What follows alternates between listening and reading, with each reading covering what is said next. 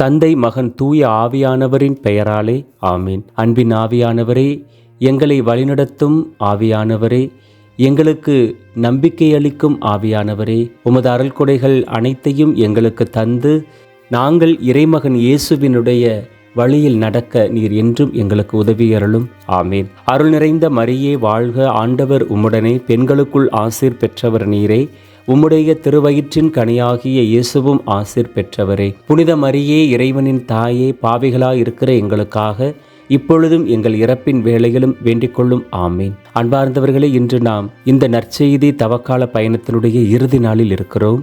இன்று நாம் யோவான் நற்செய்தியின் 20 மற்றும் 21வது அதிகாரங்களை சிந்திக்க அழைக்கப்பெறுகிறோம். இந்த வசனத்திலே நாம் இயேசுவினுடைய உயிர்ப்பை பற்றி தியானிக்க இருக்கிறோம். இயேசு மகதலா மரியாவுக்கு தோன்றுகிறார். மகதலா மரியா இயேசுவினுடைய மிக அன்பு பெண் சீடராக இருப்பதை நாம் அறிகிறோம். ஆகவே இயேசுவினுடைய உடல் அந்த கல்லறையிலே இல்லை என்பதை நினைத்து அவர் எவ்வளவு திகைப்புற்று அழுவதை நாம் இந்த வசனங்களிலே பார்க்கிறோம். இயேசுவையே தோட்டக்காரர் என்று நினைத்து, ஐயா, நீர் அவரை தூக்கி கொண்டு போயிருந்தால் எங்கே வைத்தீர் எனச் சொல்லும், நான் அவரை எடுத்துச் செல்வேன் என்றார். அப்படிப்பட்ட மகதலா மரியாவுக்கு இயேசு தம்மை வெளிப்படுத்த எண்ணி மரியா என்றார். மரியா திரும்பி பார்த்து ரபூனி என்றார். இந்த எபிரேய சொல்லுக்கு போதகரே என்பது பொருள். பிறகு இயேசு தோமையாருக்கு தோன்றுவதை நாம் பார்க்கிறோம். மற்ற சீடர்கள் அறிவித்த போதிலும் அதை கண்டு நம்புவதற்காக இருந்த இந்த தோமையார், இதோ இன்று இயேசு, இதோ என் கைகள், இங்கே உன் விரலை இடு, உன் கையை நீட்டி என் விலாவில் இடு, ஐயம் தவிர்த்து நம்பிக்கை கொள் என்றார். தோமா அவரை பார்த்து, நீரே என் ஆண்டவர், நீரே என் கடவுள் என்றார். இயேசு அவரிடம், நீர் என்னை கண்டதால் நம்பினாய், காணாமலே நம்புவோர் பேறு பெற்றோர் என்றார். தோமையார் தனது நம்பிக்கையை உறுதிப்படுத்துவதற்காக கையில் விரலை இடவும் அவரது விலாவில் கையை நீட்டவும் தொடவும் அவர் விரும்பினார்.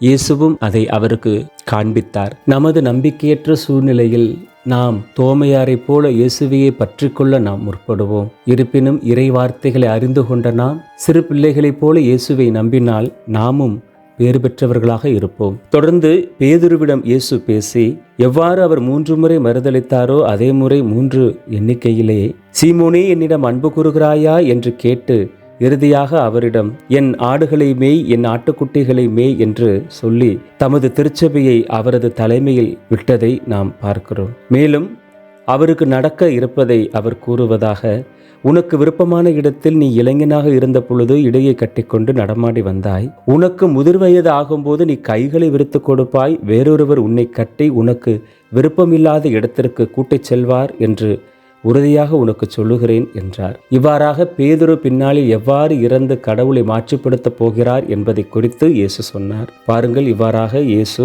சிலுவையில் அறையப்பட்டது போலவே பேதுரு மறைசாட்சியாக தலைகீழாக சிலுவையில் அறையப்பட்டு இறந்ததை நாம் அவரது வரலாற்றிலே தெரிந்து கொள்கிறோம். இவ்வாறாக இயேசுவை விரும்பி அன்பு செய்த அவர்களது சீடரைப் போல அவர் வாழ்ந்த காலத்தில் நாம் வாழவில்லை என்றாலும் அவரது இறைவார்த்தையை நம்பி அவரது சீடராக நாம் வாழும் பொழுது நாமும் விண்ணகத்தில் இடம் பெற்றிருப்போம் என்பதை நம்புவோம். இறுதியாக 21வது அதிகாரம் இறுதி வசனமான 25வது வசனத்திலே, இயேசு செய்தவை வேறு பலவும் உண்டு, அவற்றை ஒவ்வொன்றாக எழுதினால் எழுதப்படும் நூல்களை உலகமே கொள்ளாது என கருதுகிறேன் என்று யோவான் நற்செய்தியாளர் குறிப்பிடுகிறார். அவ்வாறெனில் இயேசு விழித்திருந்த ஒவ்வொரு நொடி பொழுதும் ஏதாவது ஒரு புதுமையை செய்து கொண்டே இருந்திருக்கிறார். அத்தகைய இயேசுவினுடைய மகிமையை அறிந்து கொண்டும் நாம் வாழாவிருக்கலாமா? அவரது சீடர்களாக வாழ இன்றே புறப்படுவோம்.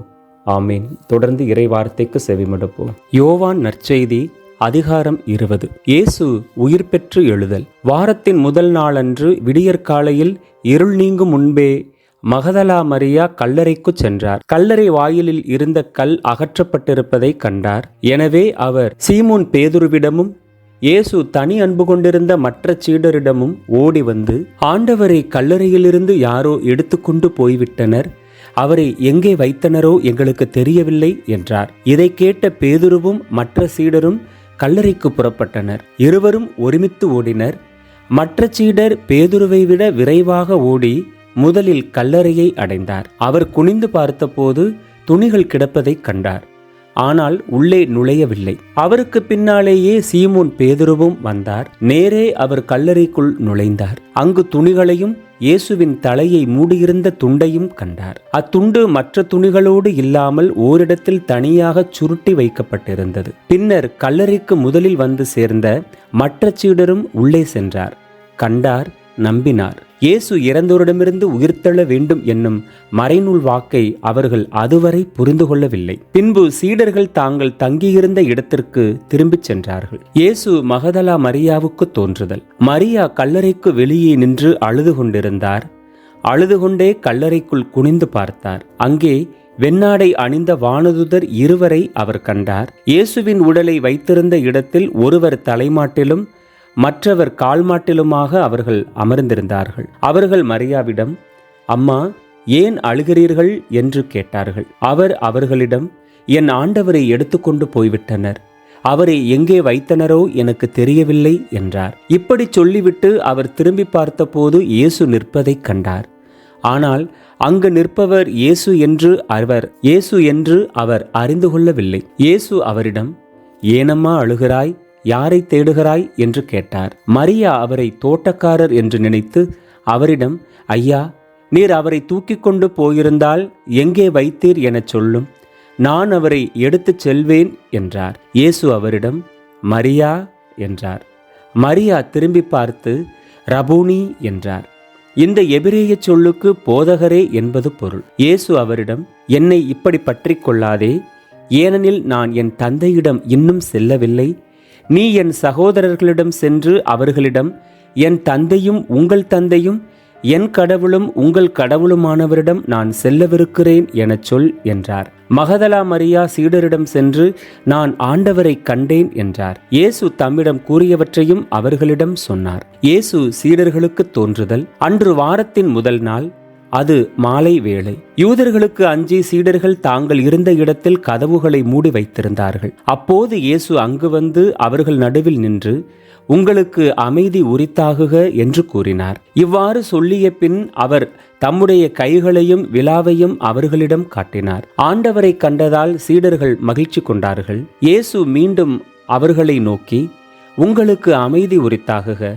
தந்தை என்னை அனுப்பியது போல நானும் உங்களை அனுப்புகிறேன் என்றார். இதை சொன்ன பின் அவர் அவர்கள் மேல் ஊதி, தூய ஆவியை பெற்றுக்கொள்ளுங்கள்.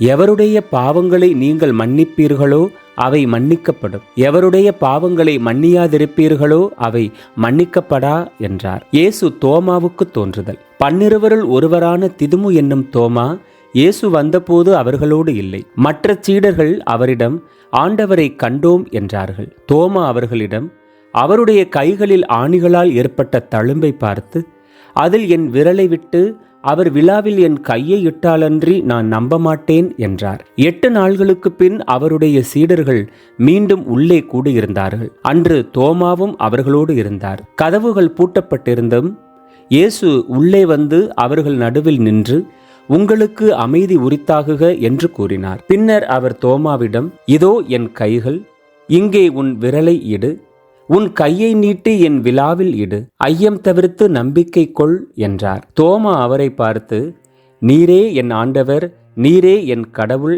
என்றார். இயேசு அவரிடம், நீ என்னை கண்டதால் நம்பினாய், காணாமலே நம்புவோர் பேறு பெற்றோர் என்றார். முடிவுரை. நூலின் நோக்கம். வேறு பல அரும் அடையாளங்களையும் இயேசு தம் சீடர்கள் முன்னிலையில் செய்தார். அவையெல்லாம் இந்நூலில் எழுதப்படவில்லை. இயேசுவே இறைமகனாகிய மெசியா என நீங்கள் நம்புவதற்காகவும் நம்பி அவர் பெயரால் வாழ்வு பெறுவதற்காகவுமே இந்நூலில் உள்ளவை எழுதப்பட்டுள்ளன. யோவான் நற்செய்தி அதிகாரம் 21. பிற்சேர்க்கை. இயேசு தம் சீடர் 7 தோன்றுதல். பின்னர் இயேசு தம் சீடருக்கு திபேரிய கடல் அருகே மீண்டும் தோன்றினார். அவர் தோன்றியது இவ்வாறு. சீமோன் பேதுரு, திதிமு எனப்படும் தோமா, கலிலேயாவிலுள்ள கானாவைச் சேர்ந்த நத்தனயேல், செபதேயுவின் மக்கள் ஆகியோரோடு இயேசுவின் சீடர்களுள் வேறு 2 கூடியிருந்தனர். அப்போது சீமோன் பேதுரு அவர்களிடம், நான் மீன்பிடிக்கப் போகிறேன் என்றார். நாங்களும் உம்மோடு வருகிறோம் என்று கூறி அவர்கள் போய் படகில் ஏறினார்கள். அன்று இரவு அவர்களுக்கு மீன் ஒன்றும் கிடைக்கவில்லை. ஏற்கனவே விடியற்காலை ஆகியிருந்தது. இயேசு கரையில் நின்றார். ஆனால் அவர் இயேசு என்று சீடர்கள் அறிந்து கொள்ளவில்லை. இயேசு அவர்களிடம், பிள்ளைகளே, மீன் ஒன்றும் கிடைக்கவில்லையா என்று கேட்டார். அதற்கு அவர்கள் இல்லை என்றார்கள். அவர் படகின் வலப்பக்கத்தில் வலை வீசுங்கள், மீன் கிடைக்கும் என்று அவர்களிடம் கூறினார். அவர்களும் அவ்வாறே வீசினார்கள். மீன்கள் மிகுதியாய் அகப்பட்டதால் அவர்களால் வலையை இழுக்க முடியவில்லை. இயேசுவின் அன்பு சீடர் அதைக் கண்டு பேதுருவிடம், அங்கு நிற்பவர் ஆண்டவர்தாம் என்றார். அவர் ஆண்டவர்தாம் என்று கேட்டவுடன் சீமோன் பேதுரு தம் ஆடையை களைந்து விட்டிருந்ததால் அதை இடுப்பில் கட்டிக்கொண்டு கடலில் குதித்தார். மற்ற சீடர்கள் மீன்களுடன் வலையை இழுத்து கொண்டு படகிலேயே வந்தார்கள். அவர்கள் கரையிலிருந்து வெகு தொலைவில் இல்லை, ஏறத்தாழ 100 மீட்டர் தொலைவில் தான் இருந்தார்கள். படகை விட்டு இறங்கியவுடன் கரியினால் தீ மூட்டியிருப்பதையும் அதன் மீது மீன் வைத்திருப்பதையும் அவர்கள் கண்டார்கள். அங்கு அப்பமும் இருந்தது. இயேசு அவர்களிடம், நீங்கள் இப்போது பிடித்த மீன்களுள் சிலவற்றை கொண்டு வாருங்கள் என்றார். சீமோன் பேதுரு படகில் ஏறி வலையை கரைக்கு இழுத்தார். வலை நிறைய பெரிய மீன்கள் இருந்தன. அவற்றின் எண்ணிக்கை 153. இத்தனை மீன்கள் இருந்தும் வலை கிழியவில்லை. இயேசு அவர்களிடம், உணவருந்த வாருங்கள் என்றார். சீடர்களுள் எவரும் நீர் யார் என்று இயேசுவிடம் கேட்க துணியவில்லை. ஏனெனில் அவர் ஆண்டவர்தாம் என்று அவர்கள் அறிந்து கொண்டார்கள். இயேசு அவர்கள் அருகில் வந்து அப்பத்தை எடுத்து அவர்களிடம் கொடுத்தார். மீனையும் அவ்வாறே கொடுத்தார். இவ்வாறு இயேசு இறந்தோரிடமிருந்து உயிருடன் எழுப்பப்பட்ட பின்பு தம் சீடருக்கு இப்போது 3ஆம் முறையாக தோன்றினார். இயேசுவும் பேதுருவும். அவர்கள் உணவருந்திய பின் இயேசு சீமோன் பேதுருவிடம், யோவானின் மகன் சீமோனே, நீ இவர்களை விட மிகுதியாக என் மீது அன்பு செலுத்துகிறாயா என்று கேட்டார். அவர் இயேசுவிடம், ஆம் ஆண்டவரே, நான் உம்மிடம் அன்பு கூறுகிறேன் என்பது உமக்கு தெரியுமே என்றார். இயேசு அவரிடம், என் ஆட்டுக்குட்டிகளை பேணி வளர் என்றார். 2ஆம் முறையாக இயேசு அவரிடம், யோவானின் மகன் சீமோனே, நீ என் மீது அன்பு செலுத்துகிறாயா என்று கேட்டார். அவர் இயேசுவிடம், ஆம் ஆண்டவரே, நான் உம்மிடம் அன்பு கூறுகிறேன் என்பது உமக்கு தெரியுமே என்றார். இயேசு அவரிடம், என் ஆடுகளை மேய் என்றார். 3ஆம் முறையாக இயேசு அவரிடம், யோவானின் மகன் சீமோனே, நீ என்னிடம் அன்பு கூறுகிறாயா என்று கேட்டார். நீ என்னிடம் அன்பு கூறுகிறாயா என்று இயேசு 3ஆம் முறை கேட்டதால் பேதுரு துயருற்று அவரிடம், ஆண்டவரே, உமக்கு எல்லாம் தெரியுமே, நான் உம்மிடம் அன்பு கூறுகிறேன் என்பது உமக்கு தெரியுமே என்றார். இயேசு அவரிடம், என் ஆடுகளை பேணி வளர் என்றார். மேலும் அவர், நீ இளைஞனாக இருந்தபோது நீயே இடையை கட்டிக்கொண்டு உனக்கு விருப்பமான இடத்தில் நடமாடி வந்தாய். உனக்கு முதிர் வயது ஆகும்போது நீ கைகளை விரித்து கொடுப்பாய். வேறொருவர் உன்னை கட்டி உனக்கு விருப்பமில்லாத இடத்திற்கு கூட்டிச் செல்வார் என்று உறுதியாக உனக்கு சொல்லுகிறேன் என்றார்.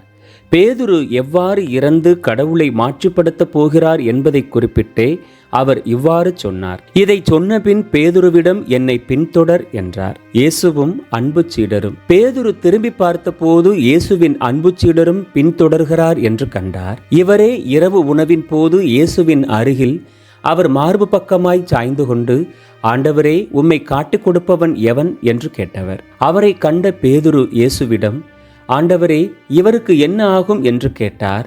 இயேசு அவரிடம், நான் வரும் வரை இவன் இருக்க வேண்டும் என நான் விரும்பினால் உனக்கு என்ன? நீ என்னை பின்தொடர்ந்து வா என்றார். ஆகையால் அந்த சீடர் இறக்க மாட்டார் என்னும் பேச்சு சகோதர சகோதரிகளிடையே பரவியது. ஆனால் இவர் இறக்க மாட்டார் என்று இயேசு கூறவில்லை. மாறாக, நான் வரும் வரை இவன் இருக்க வேண்டும் என நான் விரும்பினால் உனக்கு என்ன என்றுதான் கூறினார். இந்த சீடரே இவற்றிற்கு சாட்சி. இவரே இவற்றை எழுதி வைத்தவர். இவரது சான்று உண்மையானது என நமக்கு தெரியும். இயேசு செய்தவை வேறு பலவும் உண்டு. அவற்றை ஒவ்வொன்றாக எழுதினால் எழுதப்படும் நூல்களை உலகமே கொள்ளாது என கருதுகிறேன். தந்தை, மகன், தூய ஆவியானவரின் பெயராலே ஆமீன்.